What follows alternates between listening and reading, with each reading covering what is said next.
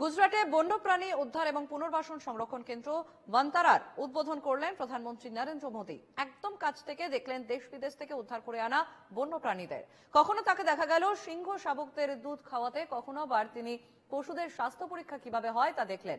ভান্তারা মুকেশ আম্বানির ছোট ছেলে আকাশ আম্বানির মস্তিষ্ক প্রসূত প্রকল্প এবং ছোটবেলা থেকেই পশুপ্রেমী আকাশী বন্যপ্রাণীদের পুনর্বাসনের জন্য ভান্তারা তৈরি করেছেন। ভান্তারায় বর্তমানে 2000-এরও বেশি প্রজাতির 1.5 লাখেরও বেশি পশু পাখি রয়েছে। তাদের চিকিৎসার জন্য রয়েছে আলাদা আলাদা হাসপাতাল, যেখানে এমআরআই, সিটি স্ক্যান, আইসিইউর ব্যবস্থাও রয়েছে। ভান্তারায় গিয়ে প্রধানমন্ত্রী সাদা সিংহ শাবক, এশিয়াটিক একশৃঙ্গ গন্ডার, স্নো লেপার্ডের শাবককে নিজে হাতে দুধ খাওয়ান। বাঘের বাসস্থানেও যান প্রধানমন্ত্রী। বিশালাকার গোল্ডেন টাইগারের মুখোমুখি বসেন তিনি।